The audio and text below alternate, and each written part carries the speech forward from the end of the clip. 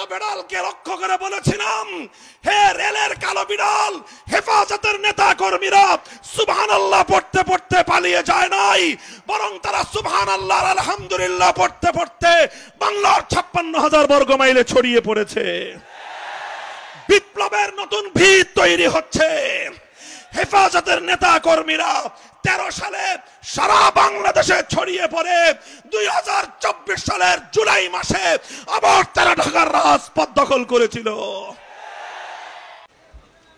বিসমিল্লাহির রহমানির রহিম। ইন্নামা ইয়াখশাল্লাহা মিন ইবাদিহিল উলামা ইন্নাল্লাহা আজিজুন গফুর।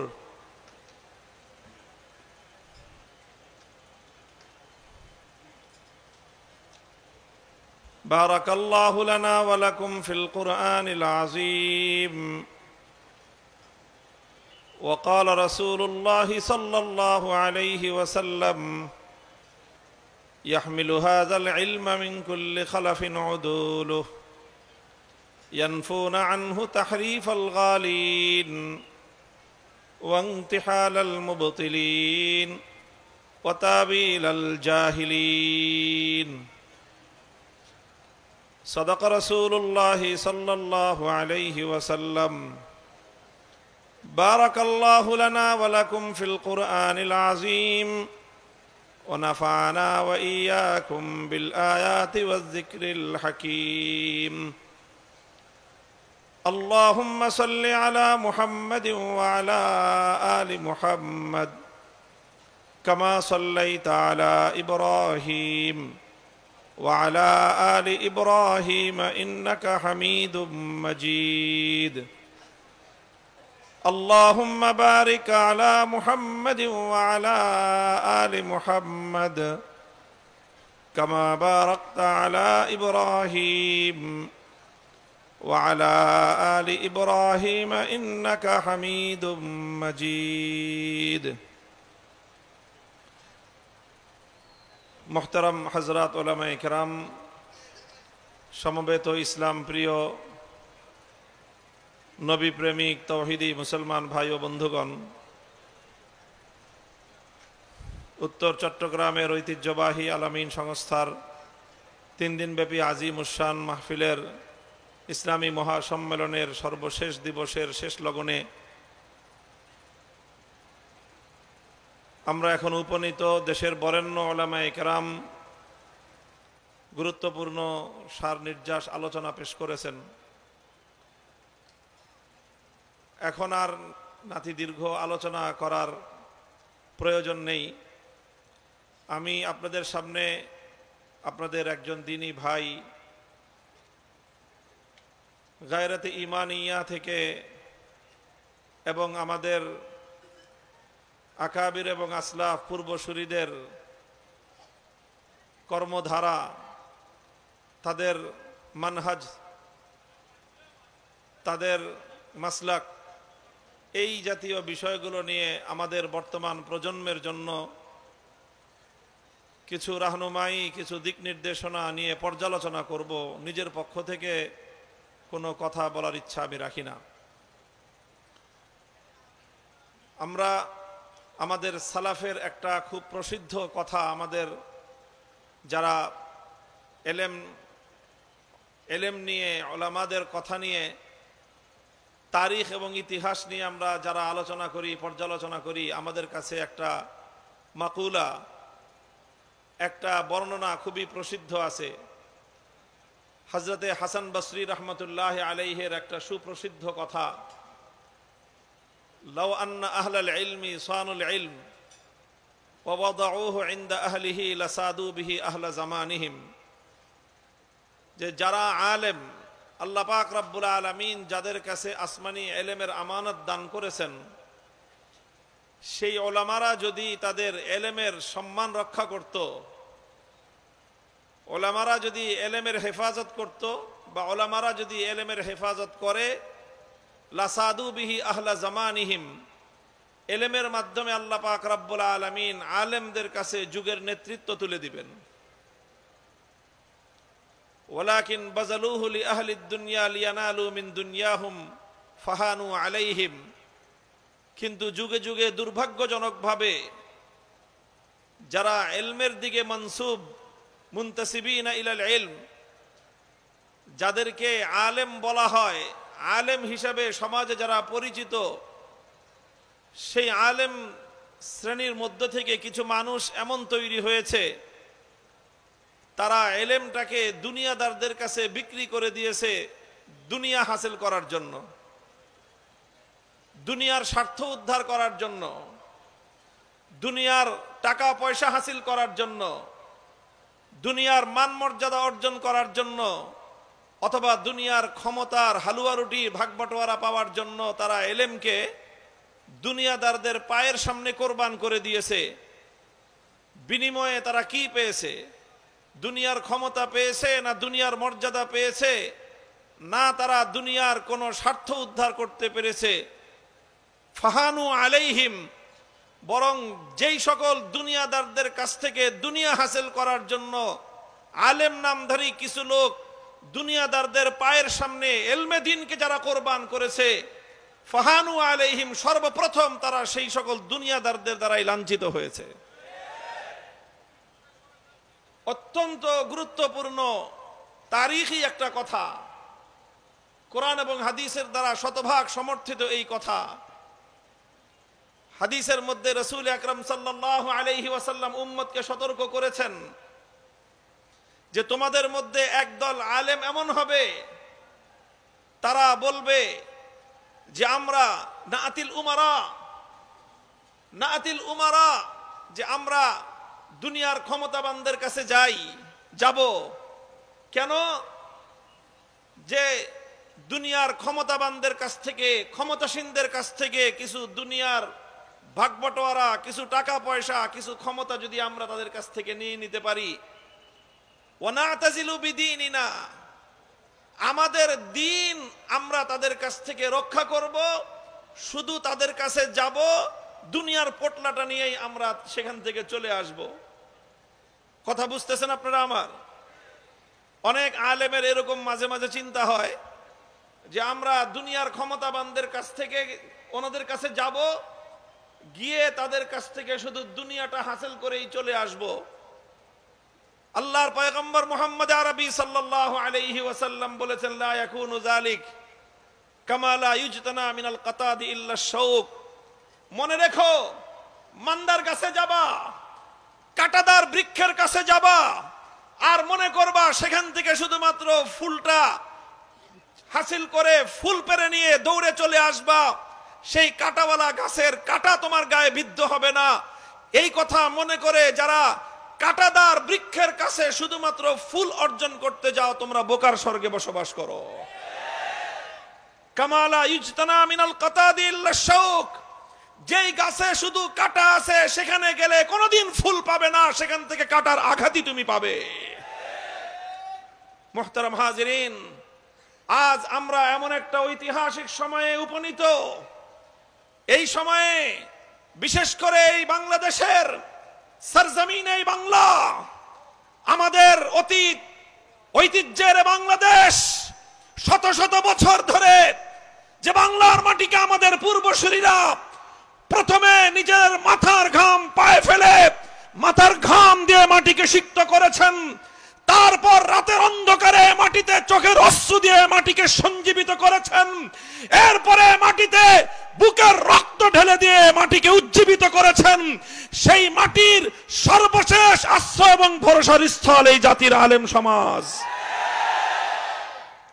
হে জাতির আলেম সমাজ, বিশেষ করে বাংলার প্রাচীনতম দ্বীনী ইদারা উম্মুল মাদারিস হাটহাজারী মাদ্রাসা এবং এই হাটহাজারী জনপদ এবং এর সাথে সংশ্লিষ্ট বাংলার আলেম সমাজকে, তালেবে ইলমদেরকে আমি স্মরণ করায় দিতে চাই। তোমাদেরকে নিকট অতীতের ইতিহাস স্মরণ করিয়ে দিয়ে বলতে চাই, যদি তোমরা ভুল করো, ভুল করবে বাংলাদেশ।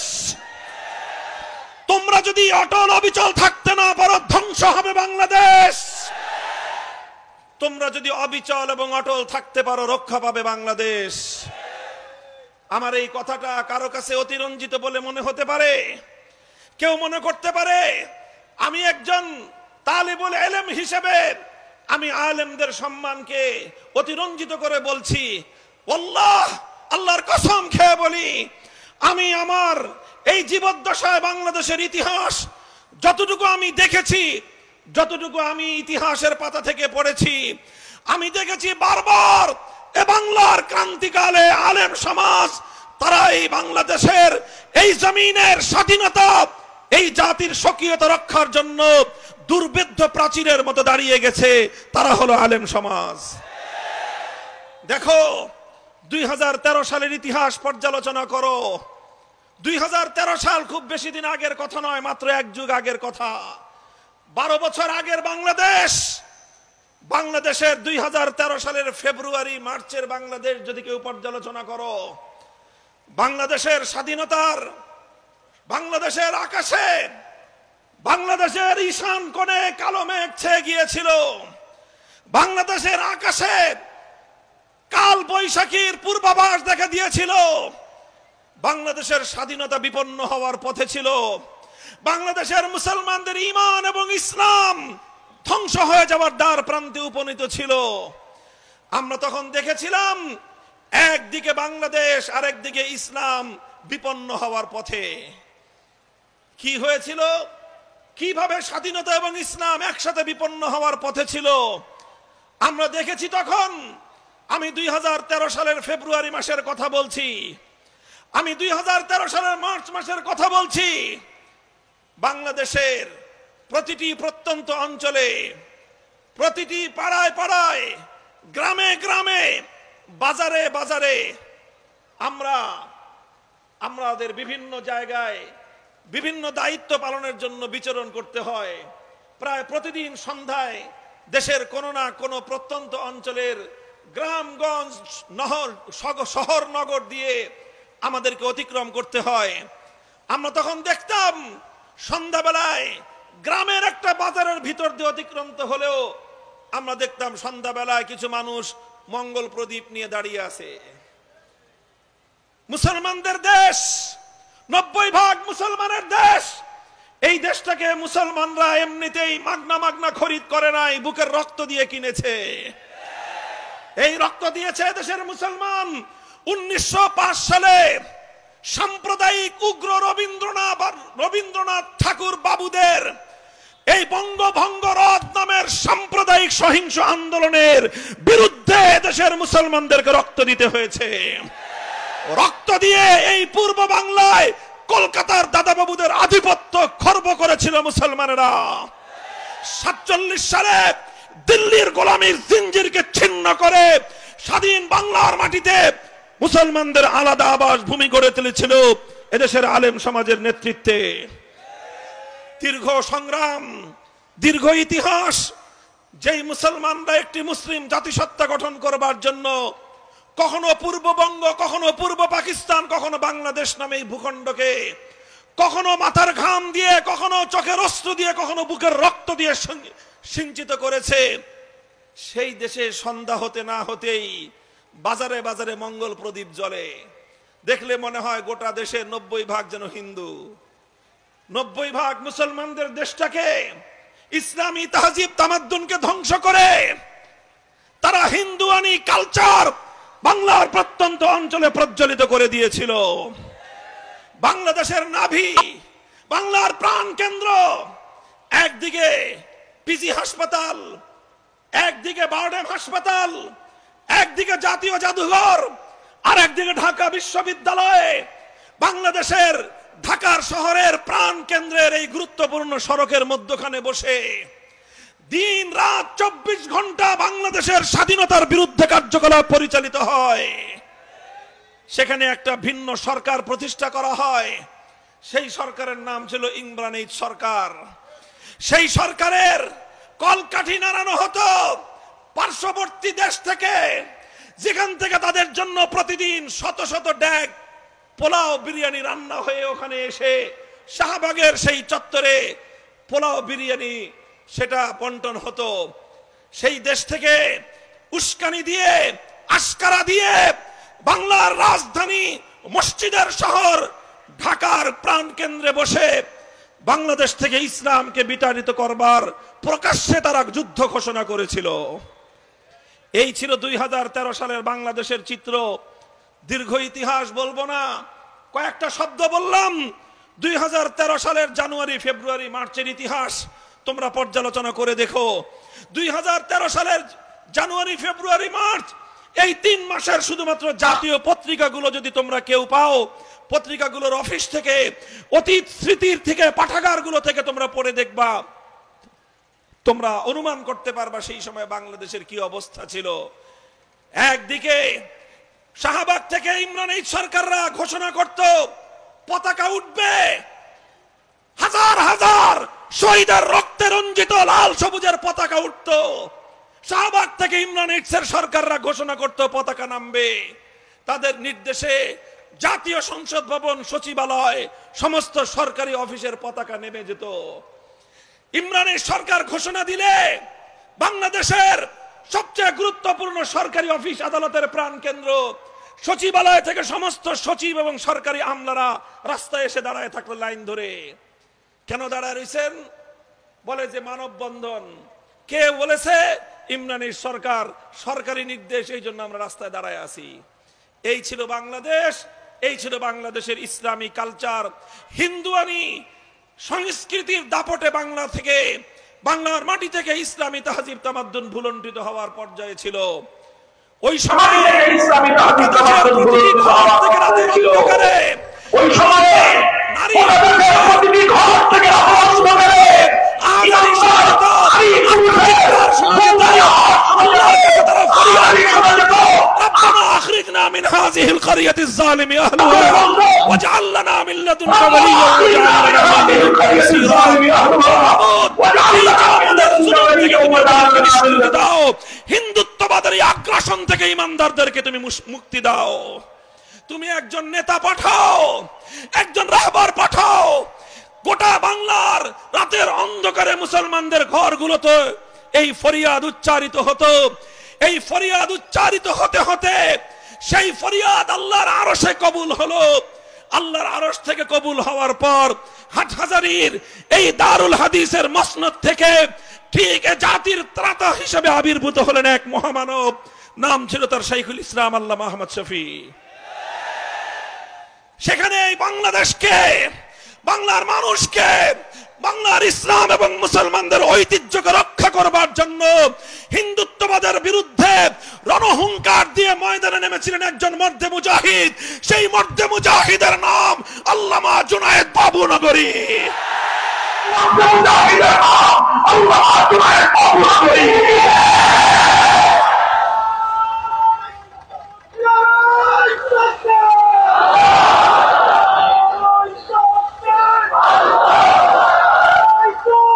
মুহতারাম হাজিরিন, এই অবস্থার মধ্য দিয়ে 2013 সালের 6 এপ্রিল ঢাকার কেন্দ্র সাংবাদিকদের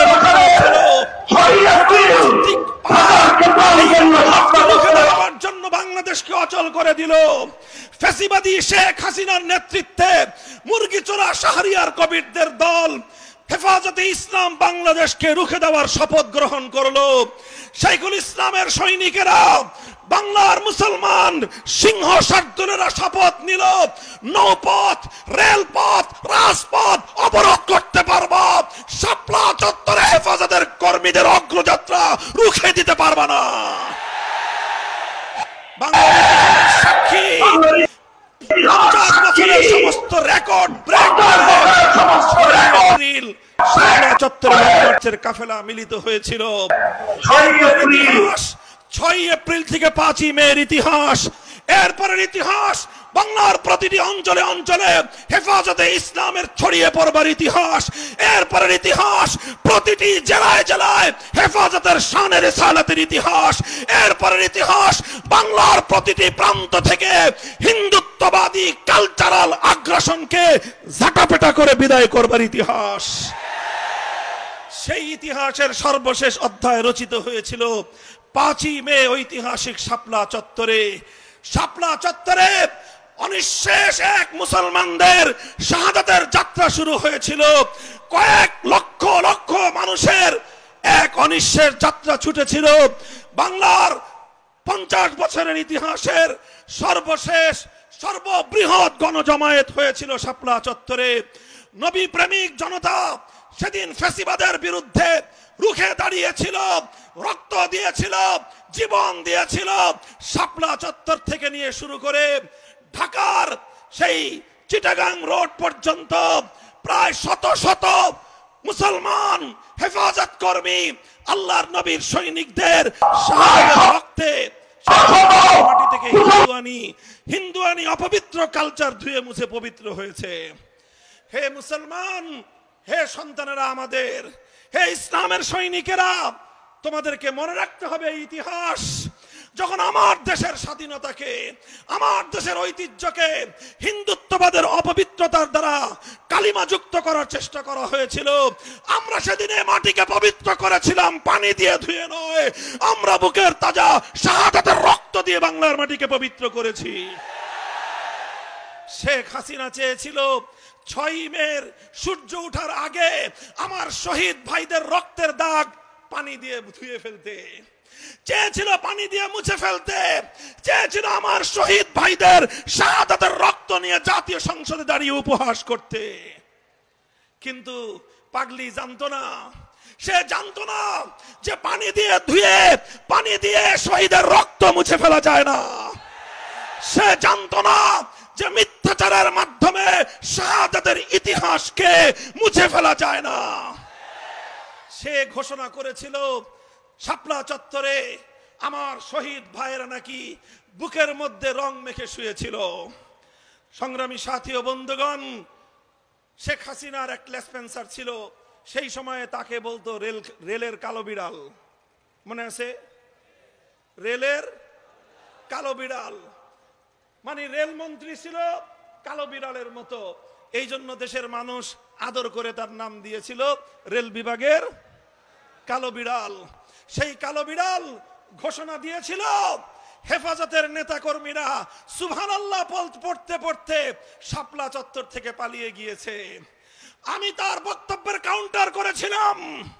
আমি তার এবং তার দলের সেক্রেটারি জেনারেলের বক্তব্য কাউন্টার করে বলেছিলাম, সৈয়দ আশরাফ সাহেব, সৈয়দ আশরাফ সাহেব, আপনারা আমাদেরকে বিতাড়িত করবেন তো দূরের কথা, আপনারা কোন পথে পালাবেন সেই পথ দেখার চেষ্টা করুন। কালো বিড়ালকে লক্ষ্য করে বলেছিলাম, হে রেলের কালো বিড়াল, হেফাজতের নেতা কর্মীরা সুবহানাল্লাহ পড়তে পড়তে পালিয়ে যায় নাই, বরং তারা সুবহানাল্লাহ আলহামদুলিল্লাহ পড়তে পড়তে বাংলার 56,000 বর্গ মাইলে ছড়িয়ে পড়েছে। বিপ্লবের নতুন ভিত তৈরি হচ্ছে। হেফাজতের নেতা কর্মীরা 13 সালে সারা বাংলাদেশে ছড়িয়ে পড়ে 2024 সালের জুলাই মাসে আবার তারা ঢাকার রাজপথ দখল করেছিল। আমরা বলি এ কথাই, 2024 সালের জুলাই বিপ্লবের ভিত রচিত হয়েছিল 2013 সালের 5ই মে। 2013 সালে হেফাজতে ইসলাম শাহাদাতের রক্ত দিয়ে ফ্যাসিবাদের বিরুদ্ধে বিপ্লবের মঞ্চ তৈরি করেছিল। সেই মঞ্চে 2024-এর জুলাই বিপ্লব সংগঠিত হয়েছে। কাজেই হে আমার ভাইয়েরা, হে আমার তালেবে ইলম সাথীরা, হে হাটহাজারী, বাবুনগর এবং অন্যান্য কওমি মাদ্রাসার সন্তানেরা, তোমরা মনে রেখো, তোমাদের পূর্বপুরুষদের এই বীরত্বগাথা ইতিহাস, তারা যদি সেদিন জুলুমের বিরুদ্ধে রুখে না দাঁড়াতেন, সেদিন যদি শাপলা চত্বরে আল্লামা জুনায়েদ বাবুনগরী রহমতুল্লাহ আলাইহি বুলেটের মুখে নিজের বুক চিতিয়ে দাঁড়িয়ে না যেতেন, বাংলাদেশের স্বাধীনতা সেদিনই বিপন্ন হতো।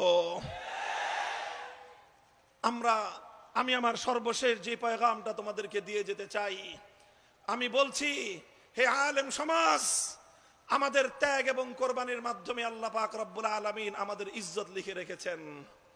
মনে রাখো, আমরা যতদিন অন্যায়ের সঙ্গে নিরাপদ থাকব, আমরা যতদিন হকের ঝান্ডা নিয়ে সামনে অগ্রসর হব, ইজ্জত আর সম্মান এসে আমাদের পদচুম্বন করবে। নাহনু কওমুন আ'আজ্জানাল্লাহু বিল ইসলাম, আমরা সেই জাতি আল্লাহ পাক রব্বুল আলামিন যাদেরকে ইজ্জত এবং সম্মান দিয়েছেন ইসলামের মাধ্যমে। আমি আপনাদেরকে বলি, হাসান বসরি রহমতুল্লাহ আলাইহির যে উদ্ধৃতি আমি আপনাদের সামনে উল্লেখ করলাম, সেই উদ্ধৃতির মাধ্যমে প্রমাণ হয় উলামায়ে কেরাম স্বতন্ত্র স্বকীয় অবস্থান নিয়ে রাজনীতিতে আপনারা বুক টান করে দাঁড়িয়ে যান। অন্য কারো এজেন্ডা বাস্তবায়ন করবার জন্য উলামায়ে কেরামের ইলম এবং জুবান যেন ব্যবহার না হয়, সেই ব্যাপারে আলেম সমাজকে সর্বপ্রথম সোচ্চার থাকতে হবে। আমরা অন্যায়ের বিরুদ্ধাচরণ করি, আমরা আমাদের ইতিহাস সকল বাতিলের মোকাবেলা করি। আমরা আমাদের উলামায়ে দেওবন্দের ইতিহাস, বাতিল যখন যে আকৃতিতে মাথাচাড়া দিয়ে উঠে, আমরা তখন সেই বাতিলের মোকাবেলা করার জন্য রাজপথে নামি। কথা ঠিক না বেঠিক? আমাদের বর্তমান আমির হেফাজত বাংলার আলেমকুল শিরোমণি আল্লামা শাহ মুহিবুল্লাহ বাবুনগরী বর্তমান সময়ের সকল বাতিলের মোকাবেলায় নিরপেক্ষ ভূমিকা পালন করে চলেছেন।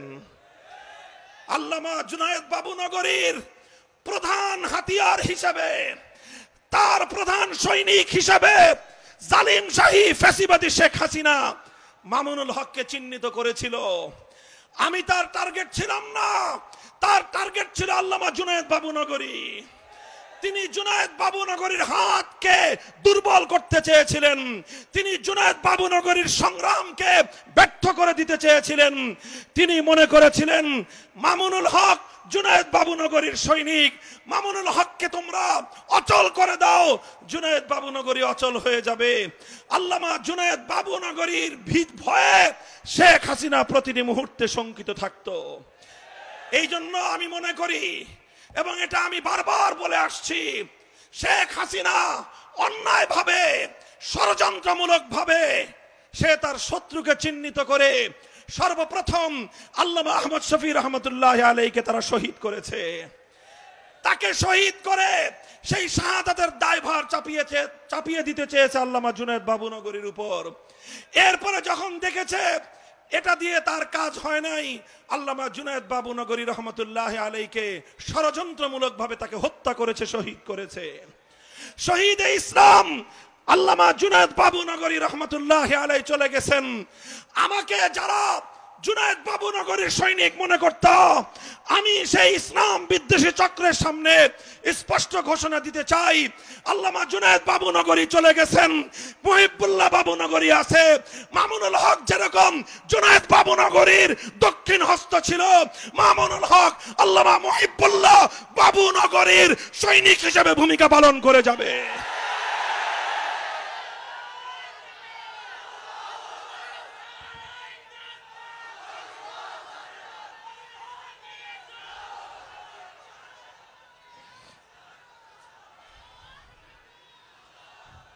আমি স্পষ্ট ভাষায় বলেছি, জাতির অভিভাবক বর্তমানে আল্লামা মুহিবুল্লাহ বাবুনগরী, বাংলাদেশের সর্বশীর্ষ আলেমে দ্বীন আল্লামা মুহিবুল্লাহ বাবুনগরী। ইসলামের দৃষ্টিকোণ থেকে যেটাকে তিনি ভুল মনে করবেন সেটাকে তিনি অকপটে ভুল বলবেন, যেটাকে তিনি বাতিল মনে করবেন তিনি বাতিল বলবেন, আর বাতিলদেরকে তাদের বাতিল মতবাদ ত্যাগ করার জন্য তিনি আহ্বান জানাবেন। এতে কারো যদি বেজার লাগে, খারাপ লাগে, আমাদের কিছুই করার নাই। কথা ঠিক না বেঠিক? আল্লামা মুহিবুল্লাহ বাবুনগরী হাফিজাহুল্লাহ তিনি বর্তমান জাতির অভিভাবকত্বের জায়গা থেকে খালিসান লিওয়াজহিল্লাহ, একমাত্র আল্লাহকে সন্তুষ্ট করার উদ্দেশ্যে, আল্লাহর রাসূল এবং সাহাবায়ে কেরামের মহব্বতের দ্বারা তার দিল ভরপুর, এই জন্য তিনি শানে সাহাবার পক্ষে কথা বলেন। সাহাবীদের বিরুদ্ধে কারো দ্বারা চুল পরিমাণ কোন কটূক্তি হলে আল্লামা মুহিবুল্লাহ বাবুনগরী সিংহের মতো গর্জন দিয়ে ওঠেন।